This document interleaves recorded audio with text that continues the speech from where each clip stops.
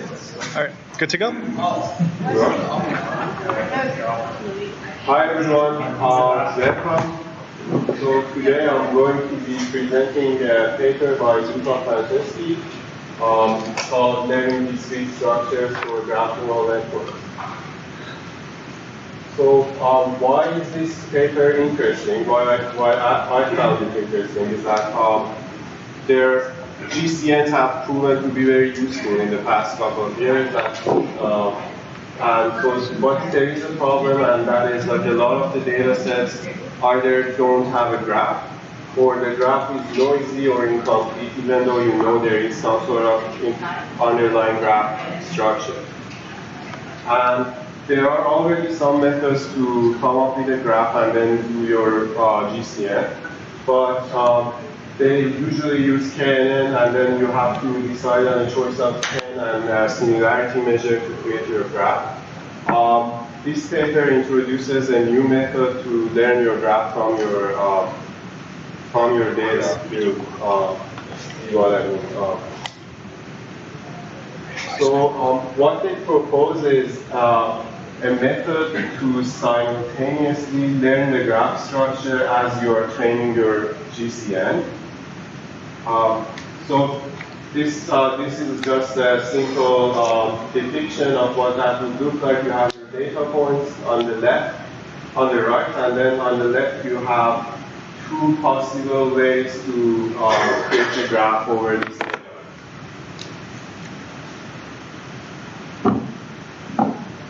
So just a refresher on GCNs.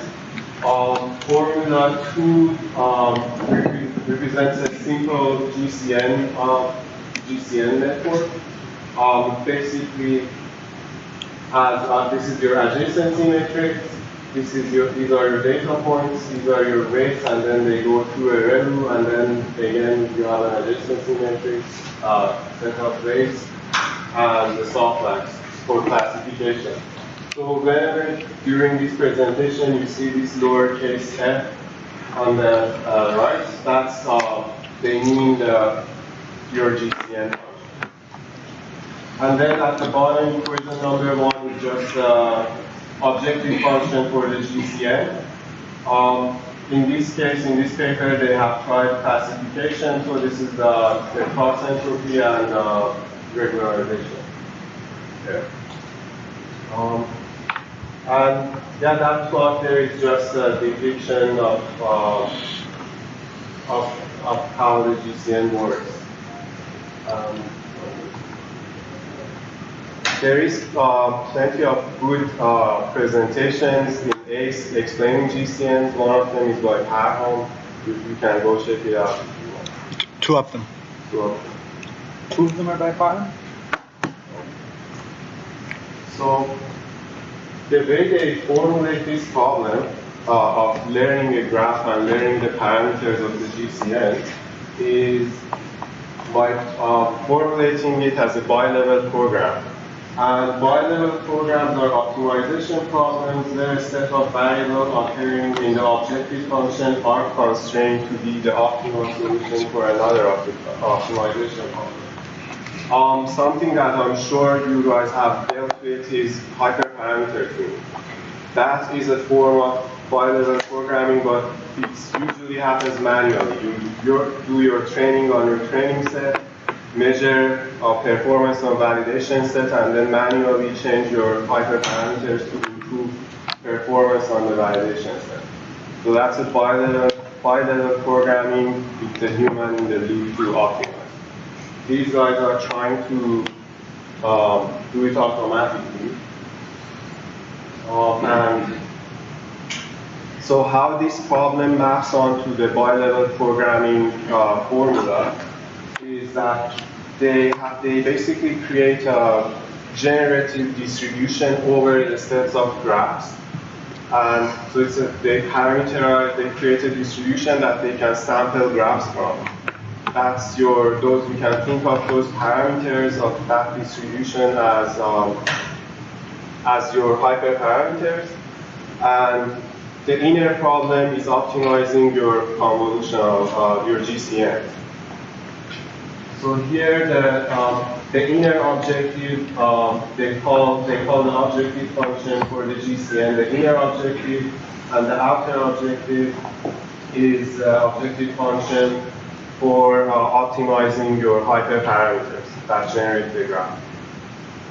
We'll get back to these later. So the graph generation is pretty simple. Imagine your adjacency matrix, but instead of ones and zeros, you have probabilities. And you can take samples from this probability matrix and create new adjacency matrices. And so in this paper, they call that probability matrix theta. And the goal is to learn those learn theta at the same time as training your GCN. So one issue is with sampling is that it introduces discontinuity. So to make the outer and inner objectives continuous, they reformulate the bilevel program that we saw here by taking expectations of the objective functions with respect to the graphs that you can sample from your distribution.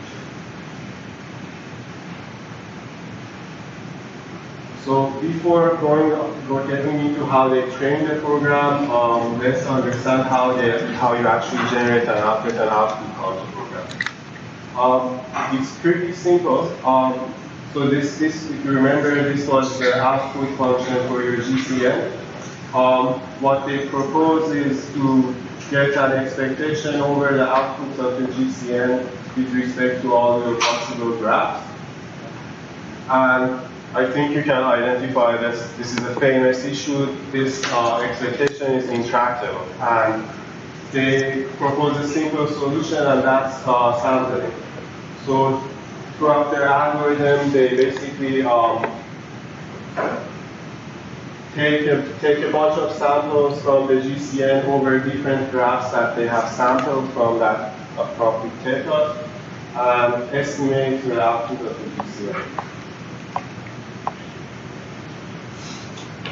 This is an overview of how their algorithm works, how their optimization algorithm works. The first block on the right is you have your data points, then you initialize your theta and W is the parameters of the GCN, and you then sample from your sample the graph from the theta and do one theta gradient step. That's just a regular gradient step, and that's taken to optimize L, which was the optimization objective for GCN. And then they repeat that loop, they go back and forth. There is some work that they refer to in the paper that proves that by sampling from theta, sampling graphs and taking these gradient steps, at some point the W's that you learn will depend on the parameters of the distribution. And then at block 5, on the far left, they compute the hypergradients. Hypergradients are gradients for theta, which are your hyperparameters. So, I want to clarify it. My understanding is that you want to retrieve the graph for nodes again, right? We want to learn theta so that when we sample from them, we create a graph. Those graphs help improve classification performance. Those are the graphs that are useful for the GCN to do well. Maybe I won't pay attention, but I think you mentioned sampling twice previously. Do you mind just going back to the first slide where you mentioned sampling? Yeah. I think it was the, sure, yeah, if you could just like clarify this slide and also this next slide and then when you also refer to sampling. Okay. So this is, I think, pretty straightforward. So if you notice, these matrices are the same dimension. So, for example, that one there is a sample that taken from this with this probability distribution. So all of these are probabilities, Bernoulli probabilities, and so your edges are Bernoulli random variables. And you can generate mu, and A is your adjacency matrix. So you can generate adjacency matrices by sampling from these probabilities. Okay, so the goal is to complete the sampling process is to figure out like sort of an optimal sampling rate. So imagine if in your final graph, one edge is really useful. That helps GCN do well on classification. You want that edge to have high probability. You want to have that 0.8, right? I don't get just whether you learn it here. If it is like an identity metric, you already have it here. Also, the whole idea is that in situations when you don't have a graph, or your graph is maybe noisy or part of it is missing, so you try to learn these numbers. So what we do essentially is that we say that, okay, imagine that if we don't have a graph structure, can we create something and then say, okay, we find this distribution that assigns the graph edges, and then we try to recreate the graph again. And then by having this new graph, then we try to GCN and say, okay, whether GCN works better or not. So we create a graph, then we have GCN. That's the whole idea. And the question is, okay, how do we get this edges? We do it by this Bernoulli as we assign it, we consider having the edge as a Bernoulli process. That is, whether it exists or not, if it's presented as a problem 0.8, and then we do more number like that. The one I'm getting is like, are you getting that metrics from those metrics, or you're getting those metrics from? So those matrices are samples from this matrix. So it says that imagine that I have this distribution. I want to get sample of the edge. If I get a sample, so I'm according to this distribution or something. Right? This is one permutation of the sample. So imagine that, for example, the area of 3 and 1, like 1 and 3, sorry. 0.8, right? Two times it has shown up, and one time it hasn't shown up. There's the sample. That's the So the goal is that if an edge is useful in the graph and helps the GCN to do classification better, you want that edge to have higher probability. So still one thing is like you get sampling and wrong sampling to Video. probably not the other. Yes. It also learn the probabilities in spite of the program. One level is learning probabilities, one level is learning the GCN. So It's not really because the arrows is like from left to right. That's because These probabilities to get those samples. But you learn those probabilities from those samples. no. It's not true. You have this, you should address this as more than our question. But you have this distribution, you take a sample, you get this A, you do your learning, then you try to modify this probability. Then you go on to Yes. How sensitive are we to the actual density of this adjacency matrix? Can you repeat the question? Repeat the question. So the question was how sensitive we are to the density of the adjacency matrix. They do a couple of experiments. They do like 2 experiments. They have 2 versions of their model. We'll see them later on. That they do a dense and a normal, but they haven't gone into the details of how dense or how not dense they are. So I'm not sure, but they have a comparison. They talk about it at the end of the paper, saying that the model performs better with less data. So the sparser, the better was kind of their conclusion. So, I think their final, in one of their experiments, their final model had like 0.2% sparsity compared to the full graph. Is that correct? I remember I saw that. number, but it was wrong, yeah. Yeah. How do you show like these classifications or do you know? How do you Oh. You can repeat the question. Okay. So the question was, how do we make sure these approximations are good enough? So I think what helps us understand that is imagine hyperparameter tuning where you measure the performance on the validation set. So these guys train the GCN, optimize the parameters of the GCN on the training set and optimize these on the validation set. And then it's regular regime of machine learning to decide whether it's going to. I guess they have this classification, right? They have a classification. Yes, yeah, their whole problem is classification. Everything that you do is classification. So through the recognition of the classification, they say, well, yeah, that's something different. So I think if The number of edges actually are constant. no. So the algorithm learns how many edges.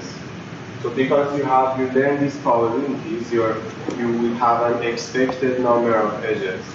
Because each time you sample, you might get a different set of edges, but they don't remain constant. And we'll see an example of that later.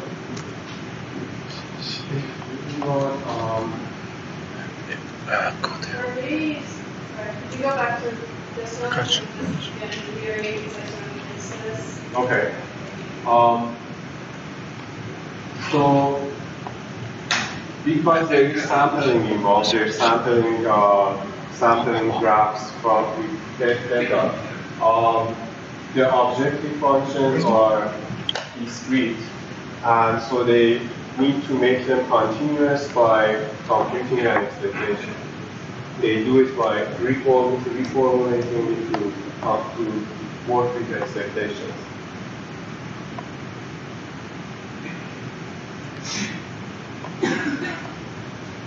So again, that was a high-level overview of the algorithm. They start from data points, initialize data, which are H probabilities, and W, which are GCN parameters. They sample graphs. They do gradient descent on the sampled graphs, and then they have a method for computing hypergradients to update data, which is the novel part of this data. So again, that's the objective function of GCN after the expectation operation. Formula number 11 doesn't say anything new. It's just they're expressing that they're using stochastic gradient descent to update W. The interesting part, which is computing the hypergradients, that is computing the derivative of f with respect to data.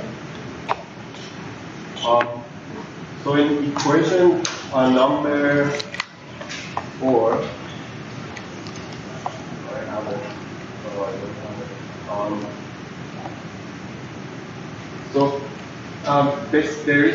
there is nothing again magical here. It's basically they have used the chain rule to expand this formula here.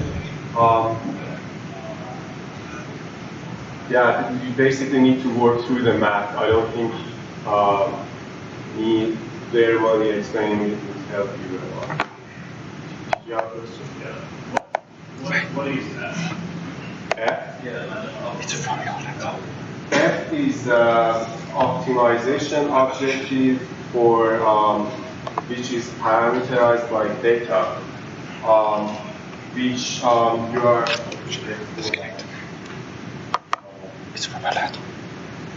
So you are trying to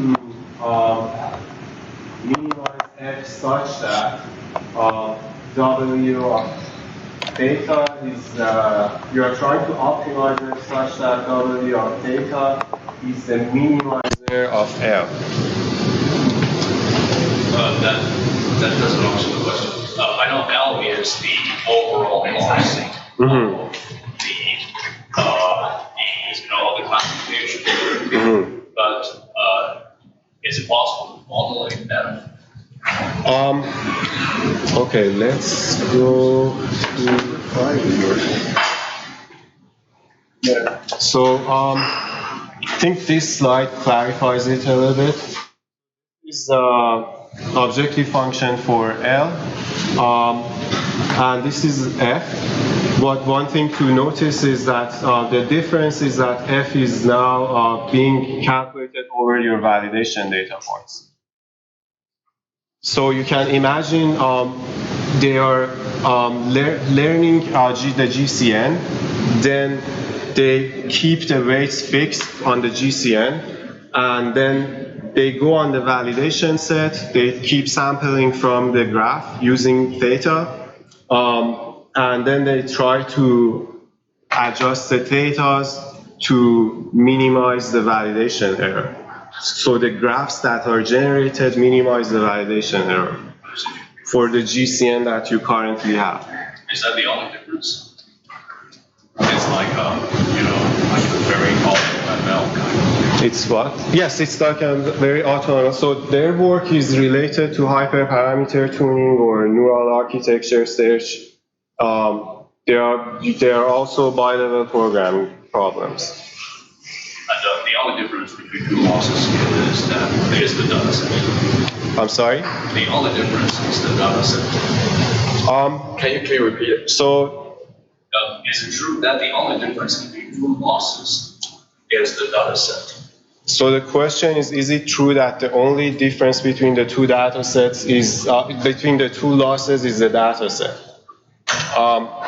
That is true, yes. Thank you. Yeah. You have an additional parameter in the overall loss for the training set, which is also being tuned by the weights, like the omega. So what is the omega? Oh, omega is just a regularization function. I'm not sure what they used here in this paper. I guess because they want to make it process. Yes, so yeah. I guess with L they learn the W's for the GCN, and with F they learn whether the graph was correct or not, right? When they are optimizing F, the parameter that is being optimized is theta. When they are optimizing L, the parameter that is changing is W. W corresponds to the weights of GCN, and Yes. theta corresponds to the probabilities of that use edge probabilities.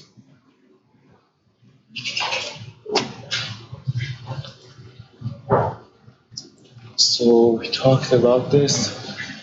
Okay. So here again, equation number 12 is just a chain rule expansion of this to basically compute the derivative of the expectation of the objective function with respect to theta. So you can do gradient descent, or in this case, hypergradient descent. So this is their pseudocode. I don't think there is much point in me going into the detail. One interesting thing, it's basically application of chain rule within chain rule in a recursive manner. I think you'll best learn it if you try to sort of work it out yourself. One thing that is interesting to mention is that you still have the sampling step, and you have to, if the gradients want to make their way back to theta, they have to go through this sampling step, which is a discrete step, which is not continuous. To do that, they use a very simple method called a straight-through estimator, which they basically assume that the activation function, which is your sampling in this case, has a gradient of 1. So any gradients that are received by that node they just go straight through.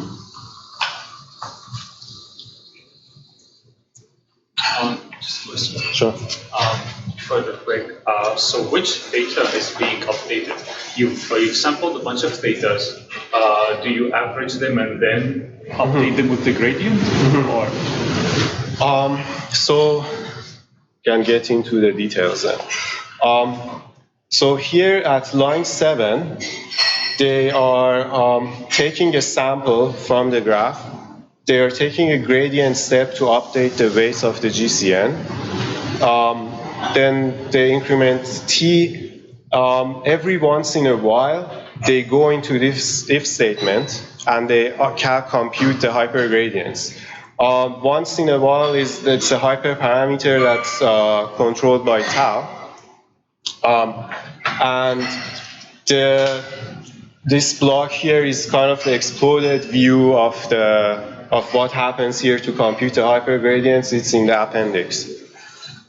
Here they do a version of a truncated backpropagation through time. And keep in mind, all of this is trying to compute that. And so because they have taken a couple of cycles before they enter that if statement, they have updated, so they have basically called this function a couple of times, and this term here is the result of this function being called a couple of times. So here they have to sort of do backprop through time for all the steps that they have taken in the while loop to compute the gradients, to update theta. But your question was about the expectation. So their idea is that every time they cycle through these loops, there and there, on average, when you sample enough time, the W's that you learn, they tend to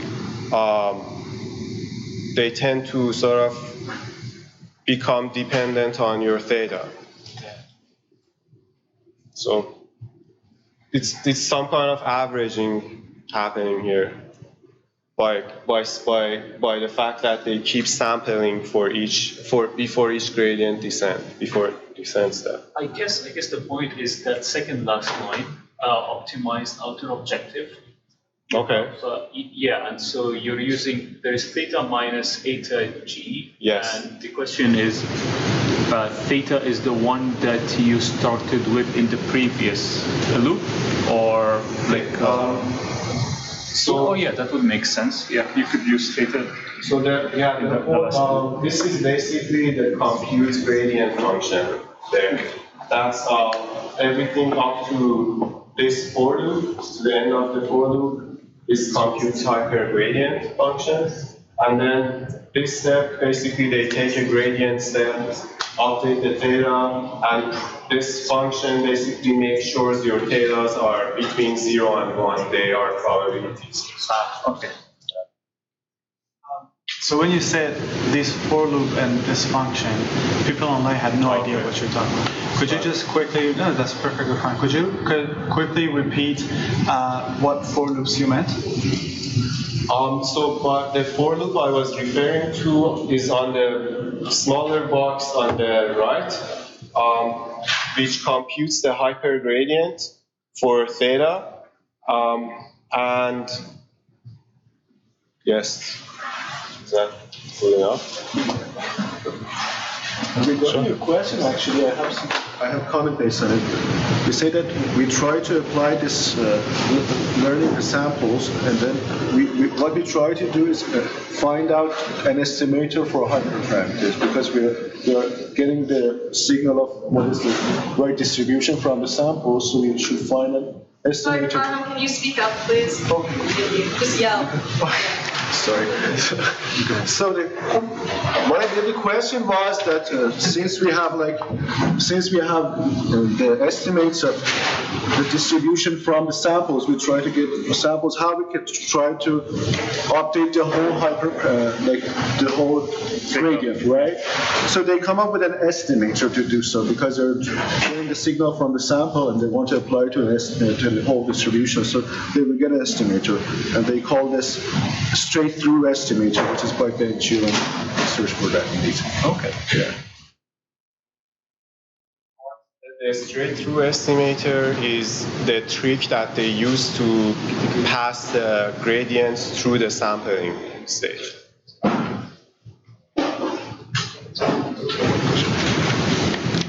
It seems that this algorithm could be quite dependent on what you use to define the KNN graph to begin with. And there is no iteration to change this. Okay, so that's the point. So I forgot to...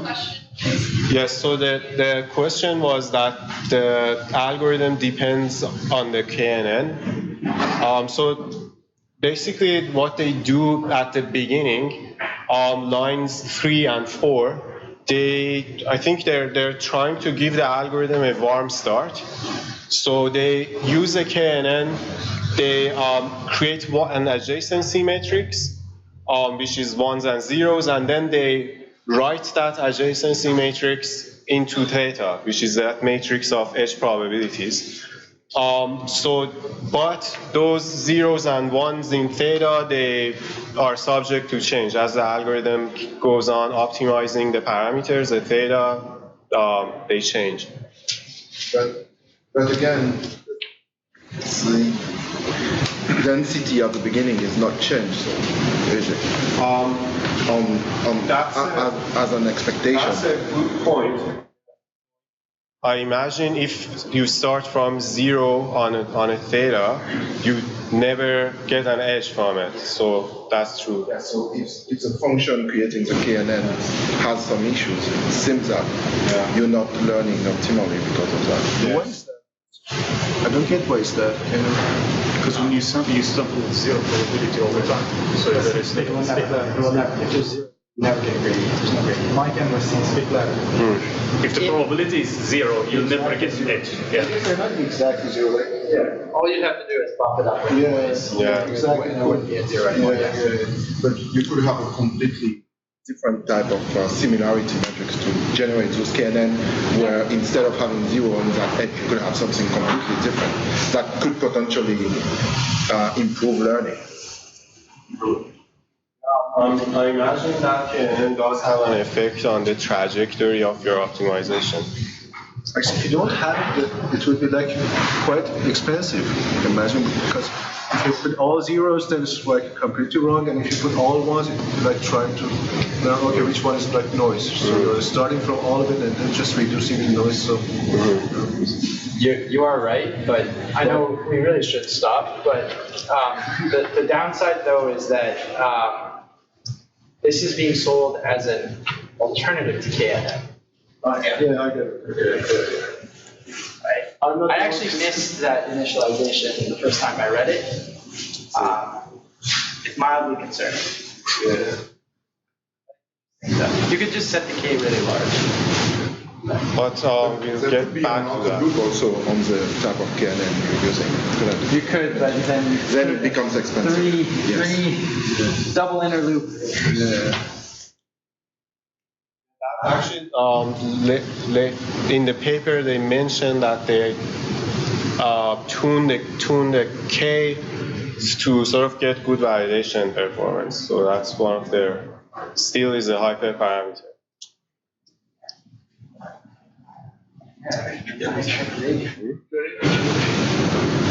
Are we taking a break? Well, are there any more clarification questions? Yeah, but still, it says A is optional. So then we initialize with KNN if it is not passed. The question is how you define A as a good starting point so you don't fall back into KNN. In this case, they're basically selling their algorithm as sort of if your data set already has a graph, you can pass that graph in. Yeah. I wonder if you were to run some type of lasso classification at the beginning, have an idea of what's the number of activated bits you need to classify efficiently, whether you couldn't use that as a warm initialization of the density that you have to have in your kernel. Lasso on theta? Data of So how does it help you with providing the structure of the data? no, just to have an idea of the optimal density you want to start with. But you don't really find the optimal density, you just find an approximation, some sort of approximation. Okay, you never really find the true density, you just find a very, very rough approximation. I know, but I agree. But it's just instead of starting from scratch with a KNN that you're not sure about, maybe that could help to have like a ballpark.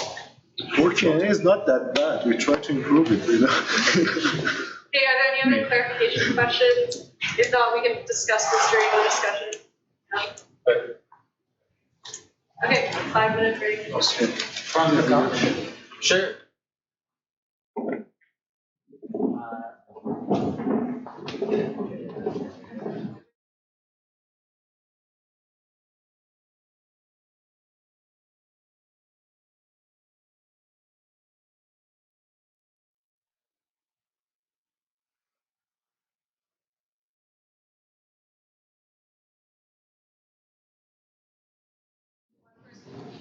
Circle and feel free to share your application of this paper. Should we go? Okay. Let's look at some experiments. So the data sets that they have done their experiments on are Sia and Quora, which are citation networks. So these two data sets do come with a graph. Then they have tried scikit-learn data sets. These are all pretty common. And then they have tried music genre classification on a data set called FMA. This table has some statistics on all of these data sets. One thing to note is that on 20 News, which is a data set of news articles, they have only picked 10 of the 20 classes, and they have used TF-IDF with frequency bigger than 1 to pick the features. So, am I old? There is some text here that's red and it's not visible at all. Oh. Yeah. What does it say? I see it. Node classification by eliminating Oh, fraction of the edges. yes. So that's their first experiment.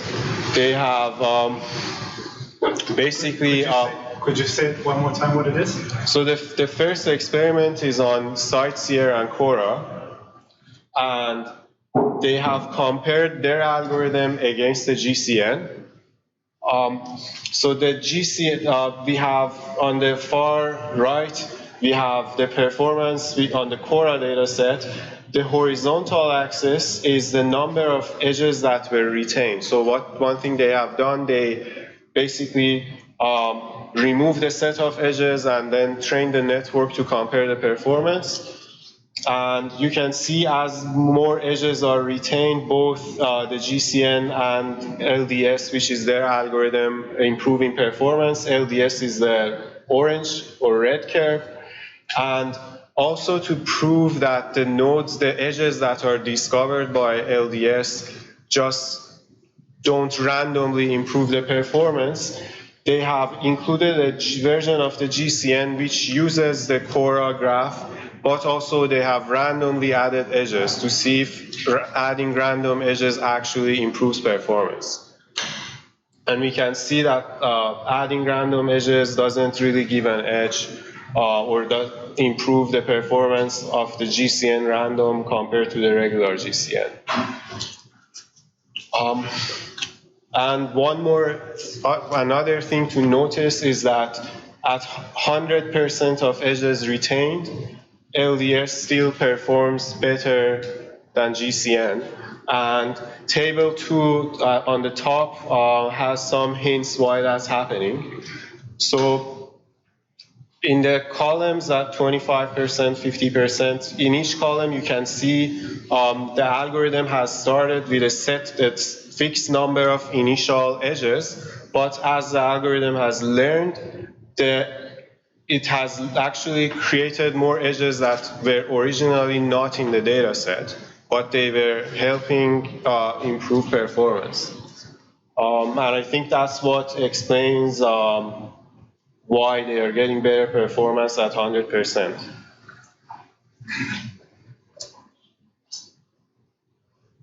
So the check against random. Mm-hmm. Well, wouldn't it make more sense to compare, like I understand the check against random, but I think if I'm just wondering if it's like a symmetric comparison. So if I have a model and I know I'm modeling a graph structure and I remove a bunch of edges from it, and then I compare it to another model which can come up with its own edges, and I know for a fact computationally that by the end it's going to have more, is that a fair comparison at all? Yes, I'm not sure because if you just like, in other words, I think what I'm saying is like if you were to normalize the accuracy by the number of edges, would it wash out except for that last bit? Would you not have any difference? How would you normalize? Well, okay, so like if we look at Cora learned is 3,670, yes. Right? And if you were to look at the percent accuracy against 75% or against the wherever number of edges it has, that's roughly 3,635, and you look at the regular GCN, if it has the same score. So you're saying like if we had the GCN and randomly added enough? Not randomly, because we know that if we randomly add it, it's garbage. Okay. But if we randomly remove stuff, because that's I'm assuming what keeping 75% of your accuracy, your thing is, right? 75% is the number of edges they retained. Right. Okay. So you've removed 25%. Yes. And our score is around 4,000. So what is the GCN? What is the accuracy of the GCN without at 4,000? We know. We do, because it's right there. With that, yes. Right. And if we look across the graph to the LDS, right, to where it's at 25%, we know that there, it's learned 3,635, right? So the number of edges between those 2 points is roughly the same, and the GCN is actually better. So that to me is concerning. Okay. You see what I'm saying? So I'm saying if you were to account for the fact that the LDS just has more edges. What might explain the performance increase? It might explain the But I guess the point they're trying to prove is that it started out with this number of edges and the rest are the edges that it discovered. So it discovered, but it's by a model, like presumably it's in a context where we know that the edge exists. It's not the same, like, so if you were doing like, I don't know, if I was trying to infer, like drug discovery was the example we talked about earlier, and I don't know that an edge could exist between two atoms, right? That's a very different question than in this case where you're just destroying the network, right? But at 100%, you have all the edges, and then they're still learning more. So in that one case, Yes, but so then the question is, if you had a larger network where you did have more information and you gave the GCN 6,000 edges, would that wash out? That's the question. I don't know, but it does right there. Yeah. But if you look at 100%, initial it's 5,400, and at 75% learned is 5,400. And so if you compare, There is a gap there. There is a gap there. But it's much smaller. Yes, smaller. That's true. Yeah. Doesn't that also depend on the structure of the graph? Because if the graph is random, you could potentially destroy any randomly and keep learning. But if you have some type of social graph, then you just need to delete a few extremely important edges, and then your learning process will just fall down.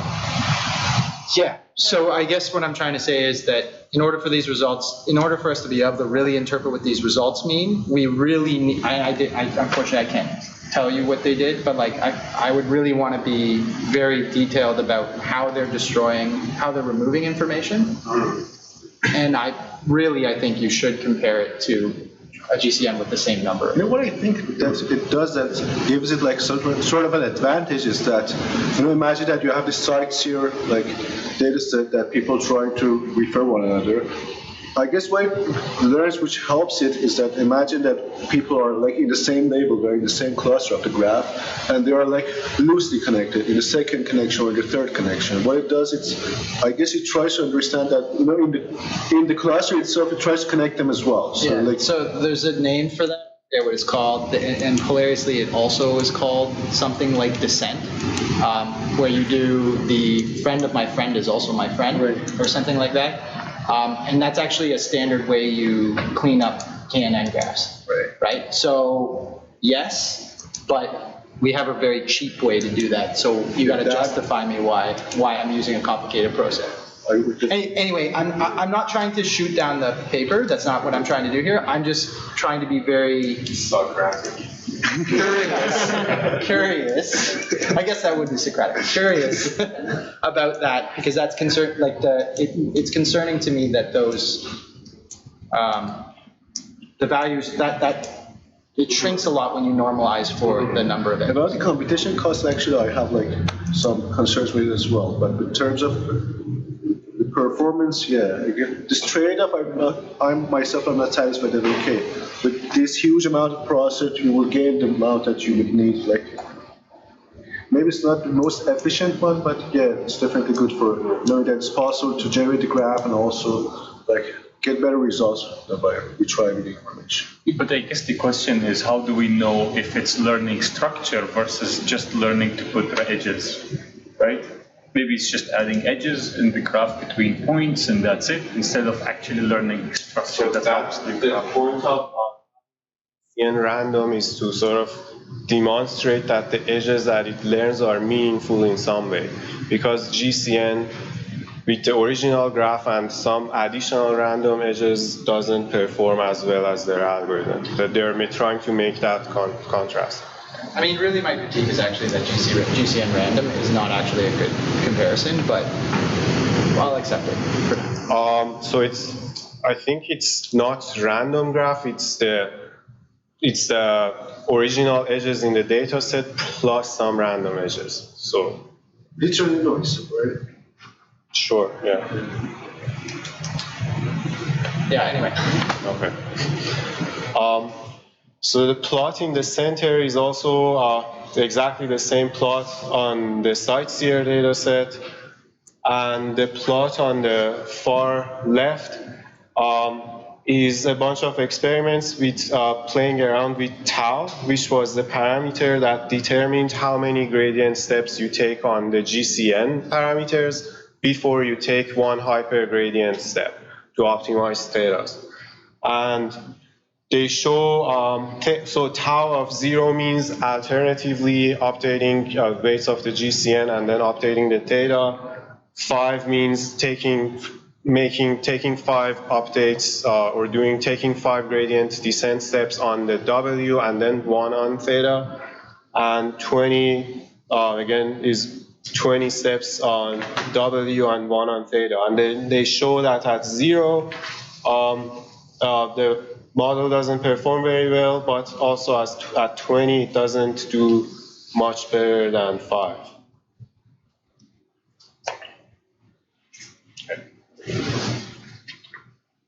So, the next experiment is semi-supervised classification.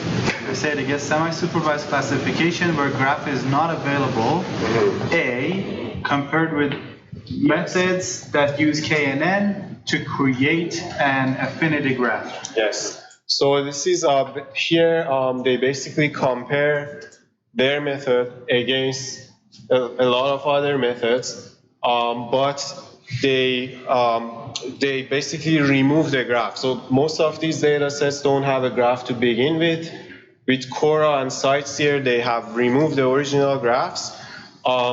Whenever an algorithm, so in this case, the semi-supervised algorithms, LP, MANI-REG, and SEMI-M, these algorithms need a graph. In this case, they use the KNN to create a graph for these algorithms. The top 5 are your basic classifiers that don't need a graph: logistic regression, linear SVM, RBF SVM, random forest, and a fully connected neural network. The next group are the semi-supervised models, label propagation, manifold regression, and semi-supervised embedding. The next 4 are a couple of variations of GCN. GCN on a random graph that is sparse, GCN on a random dense graph, GCN with an RBF kernel. I'm not sure what this exactly is. Have you? Radio basis function. Yeah. Radio basis function, but I don't remember. Yeah, I don't know how it comes into the picture with a graph. I think it might be a way of generating it. Yeah, and then the last one is GCN, where the graph was generated with a KNN, and then they have 2 variations of their own model: a dense version and a normal version. Parham, do you remember what the difference between the dense and the... Okay. So what we can see across all these data sets, they do equally as well or outperform all other methods. And what stands out is that on Cora and Sightseer, where there is an underlying graph structure, their algorithm does much better than all other algorithms. What is the second number? Pardon? What is the second number? The numbers in the parentheses are standard deviations. So for each of these tests, they have run the models 5 times.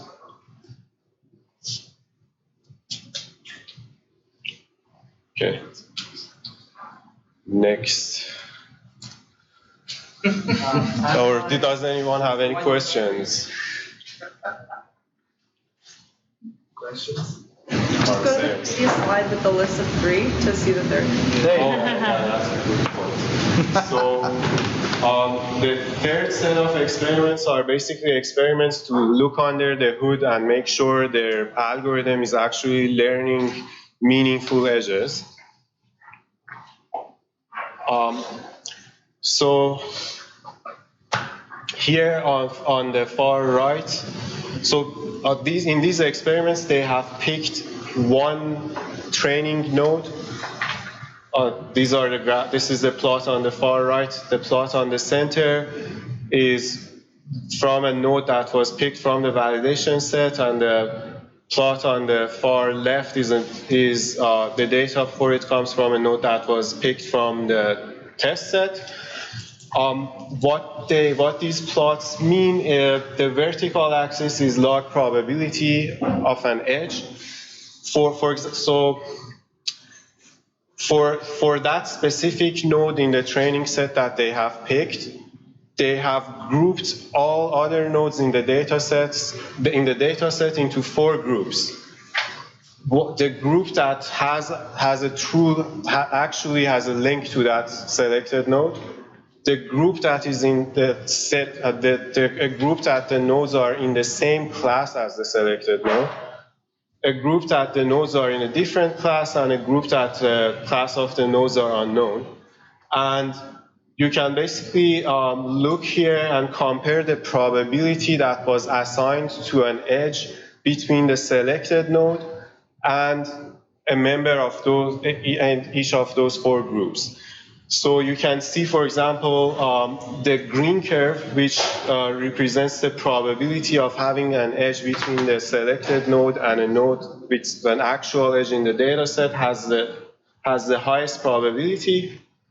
Right after that, the blue curve are the nodes that are in the same class as the selected node. The edge probabilities are the highest after the true links class or group. And one below it is the unknown nodes, and then the nodes with the lowest edge probability are the nodes that are in a different class than the selected node. What are they trying to show?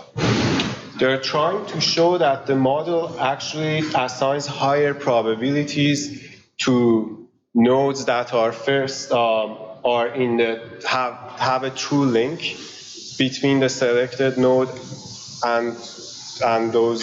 So there are a group of nodes that the selected node is actually connected to, right? They have real edges. Okay. They have real edges.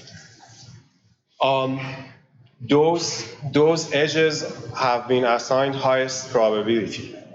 And then there is another group, are the nodes that are in the same class as the selected edge, as the selected node. And then they also have been assigned pretty high probability has been assigned to those edges.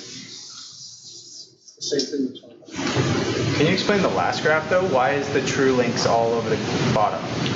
That's a good question. I imagine it's overfitting, but bad deal. And that's later raised in discussion points.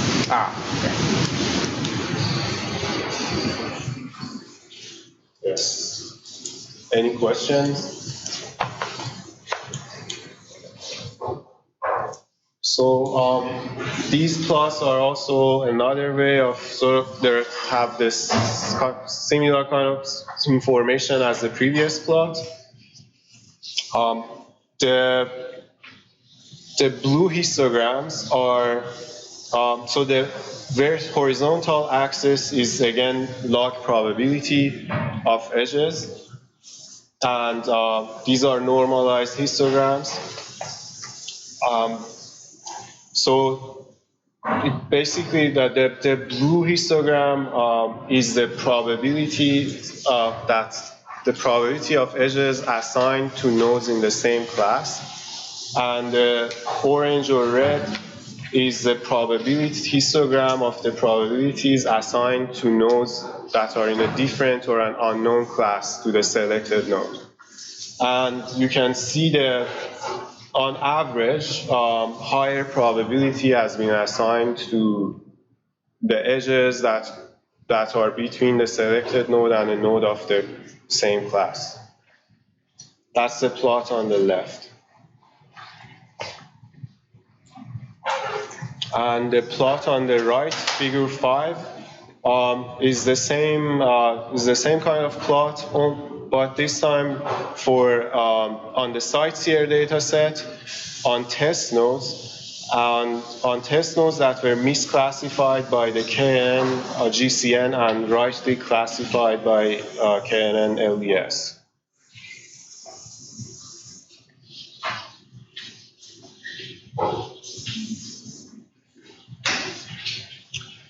So, key takeaways. So in this paper, they have introduced a method for simultaneously learning a graph and also learning GCN on top of that graph. They leveraged hypergradient descent on the validation set to optimize thetas, which are your hyperparameters, the edge probabilities. They have shown that the learned graph, the graph learning improves classification performance, and it does, and more so if the data set has an underlying graph structure. And one thing to note is that the method that they have proposed is transductive. So if you add more nodes or have a new data set, you have to start from scratch and learn those edge probabilities. Discussion points. Okay, why semi-supervised methods that needed a graph were not tried in the graph setting? Yeah, that's one question that I had. Here in this table, the semi-supervised algorithms, they had to work with the KNN generated graph. I would have liked to see them work on the actual graph and sort of see how they perform in that situation.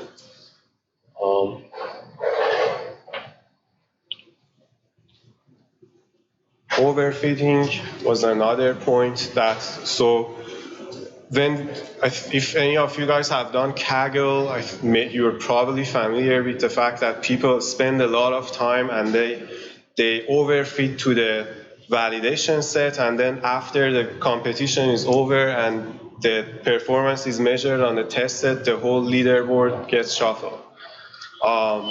So that's so people have been doing it manually. Now it's sort of automatic, so you can happily and efficiently overfit to your validation set without thinking about it too much. So that's could be a concern.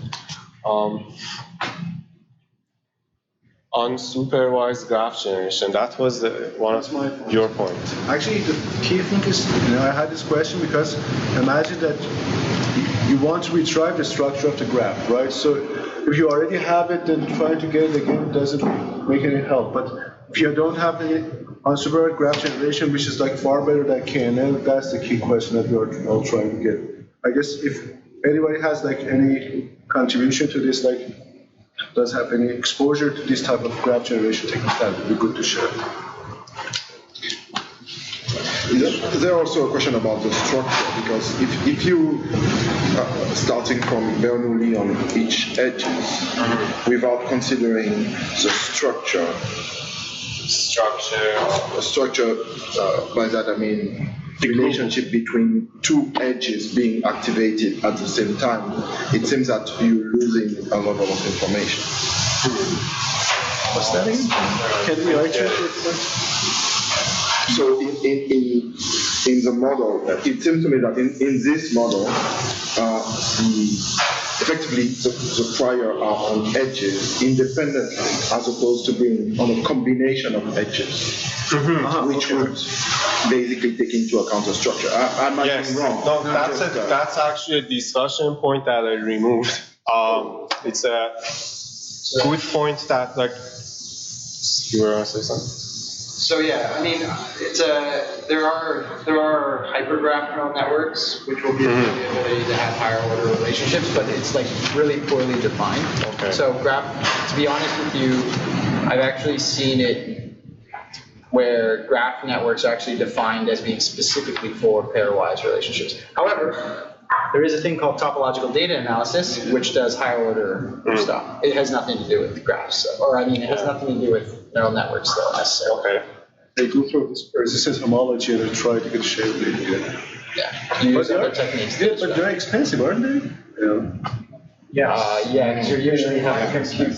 Yeah. You usually have to compute complete graphs or subgraphs. And you just constantly calculating what the rule structure. Right. Yeah.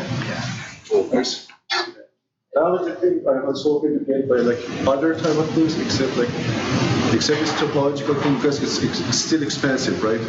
Getting the structure of the data through graph and then try to get that.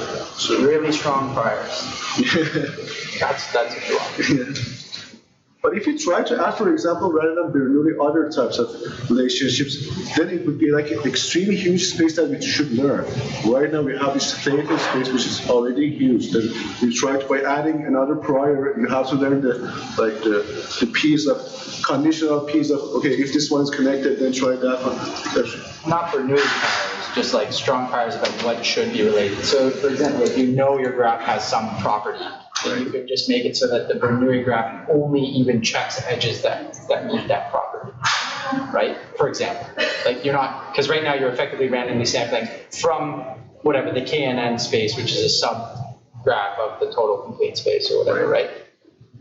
But if you know that it has some weird, like, no, I don't know, you had some rule, like no friend of my friend is ever my friend, or something like that, then you could bake that into your... Yeah, actually that's why I was asking the question about the initialization of the graph, because things like indeed, like triadic closure, if you know that this has an impact on what you're trying to predict, then you can calculate a centrality matrix at the very beginning and define a density that is based on that and eliminate a large number of edges. That's what I mean by strong priors. Right. Good.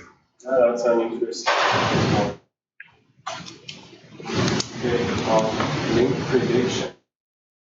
Want to talk about that? Yeah, so the paper mentioned this in brief, in like a line or so, but just the idea of instead of generating the entire graph, doing link prediction and generating, like extending a graph. And so this is relevant in terms of problems at present using things like statistical relational learning, and those are rather intractable because they're also using the probabilities and such to generate further links in the graph. But something, a method like this that could generate a graph in an unsupervised or semi-supervised way would be a more kind of computationally sound and mathematically feasible way to further extend a graph for things like networks or whatnot. Yeah. But in that case, you don't have nodes in the beginning. Yeah. So how do you extend it without knowing the nodes? Kind of up for discussion, and it's a point of first regenerating the graph that you could have originally synthesized. So a lot of graph-based problems, or problems where the data is originally graphed, could be the starting point for that, and then generating new nodes would be the extension of it. I'm not sure this paper talked about generating new nodes. No, it didn't. Okay, so basically you need something else to well combined with this to extend the graph. Yeah. It's about generating that original relationship within the graph and then extending it. Experimental with AISC. So it wanted to mention that it can also help with graphs that are very noisy. What was coming through my mind was, what if the noise was biased to like the positive direction, where it's too often times it's assigning connections in the field. Like each case we saw how we would reduce the amount of visible edges and always add more edges. Even at 100%, it added edges to the graph. Well, I was thinking, well, what if we like arbitrarily added edges to these CiteSeer data sets? Would it learn to scale back towards the truth, or would it again just keep adding edges? Actually, the bias that is alpha is not noise, it's information. Well, I was just wondering, because it always seems to want to add, but what if you, instead of taking away edges, what if you randomly added edges to the graph? Would it figure out that it needs to go the other way and remove? Yeah, but some paths will be in this graph already, even if you keep adding edges. So it's possible that you can learn because you can see that this edge or this path is already there. Yeah, I'd just like to see that extended, because we went 25, 50, 7500. What if we went 125 or something like that? We just started adding some other random connections, right? That's a good point. Yes. Imagine it would, because it's computing gradients, so you probably should get some negative gradients or gradients that make the data get smaller. Yeah, I mean, it actually could be doing that. The problem is partly that their analysis doesn't give us, like, they didn't do like edge counting to actually see when it has 4,000, are they the same edges plus, or is it a different set of edges? You just don't know. Yeah, they tried to like use that heuristic of the average probability assigned to like the correct ones versus other ones, but they were like a magnitude of like 10, 100 times more. It would have been nice if they sort of had that edge count that would have told you like how many edges were removed or reduced in probability and how many were. I would like to see a visualization of like the actual graph and then like, you know, an average sample representation and see like the strength of the connections. See if it looks the same. In the other direction, something that could be interesting is to see if by removing edges you start disconnecting the graph and having different isolated components, whether the learning process can still go on. Yes, so they actually, in their experiments, they didn't make sure that the graphs that were generated by the KNN were connected. That's something they say they're gonna investigate further. It's not something just throwing it out and see something that's being thrown back. So how does it generalize? Can you speak up? Yeah, well, I'm just throwing it out to try to see if there's any, like, response. My question is, how does it generalize to multi-graph and weighted graph? Multi-graph is a very common scenario in, for example, molecular discovery. I think this is only, if I got your question correct, this only works in transductive settings. You don't think it would work in multi-graph? Well, for multi-graph, sometimes if you already know all the nodes and you know some of the connections, but you don't know the exact number of connections, it's kind of like transductive. What do you mean by multi-graph again, sir? Well, that means you can have multiple edges between them. So you have multiple relationships between them. Yeah. Your association matrix is sort of. Yeah. So they just do it like they're working on undirected graphs, undirected graphs. That's the setting. But you try to apply it other like. Yes, but in the meantime, you see, this is the problem. You have, at first, you only know two nodes, and the number of connections between them are known. So when you're drawing a sampling from the Bernoulli distribution, you don't know how many edges could possibly be there. And the for weighted graph it's pretty much simple. Basically, you want to determine the strength of the connection. But it's not, to be honest with you, it's an interesting proposal. I don't think there's anything about their underlying methodology that would prevent you from doing it on multi-graph or something like that, but it would be more computationally expensive because you would have to keep track of that many more parameters. And I don't know if you would use Bernoulli if you wanted weights. I don't know if it would work. Okay, so if I'm not using Bernoulli, and you only have two nodes and no number of connections between them. You know what you could do? For example, imagine that you say, okay, I have these three relations in this graph. So you should apply this like 3 times to get 3 different samples of that graph and series, and then try to learn 3 different things. What you're doing is extending the theta matrix into like a tensor of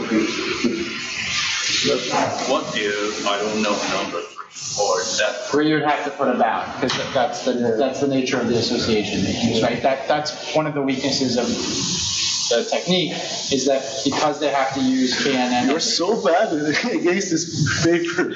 No, I'm just saying we talked about it already. It was a weakness is that if you pick KNN, your association matrix is fixed at that point, right? So you can't now K can't become 50 if it started at 5. At least as far as I understand. I could be wrong.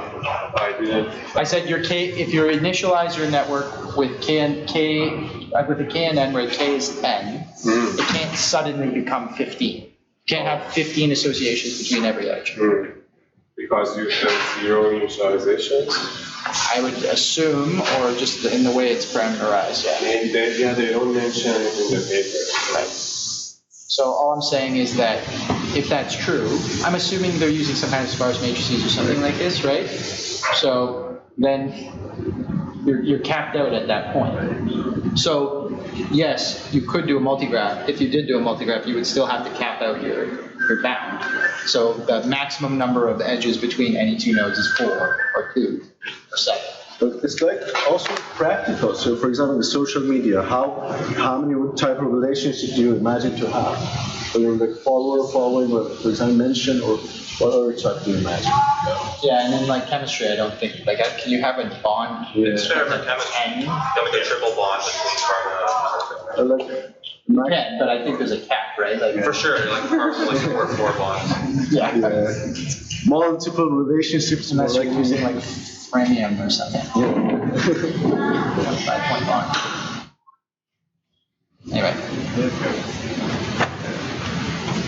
Last point It's about scalability. And I think one thing that they mention is that again, with any transductive algorithm, you have to have all your nodes to learn the graph. And like if you have a lot of nodes, I'm not sure how you're gonna approach you can't do mini batches. So there is that problem or limitation. Did you make a comment on it? No, This paper is. Disagree. Yeah. So good. That's it, I guess. Yeah. Oh, we got a good reminder. Does anyone want to share their application they came up with in the circles part? Drug discovery. Okay, well, anything else? Not good enough. Okay, then let's thank our speaker, Sia, and also our facilitators, Jane and Parham, and also our host, ATM.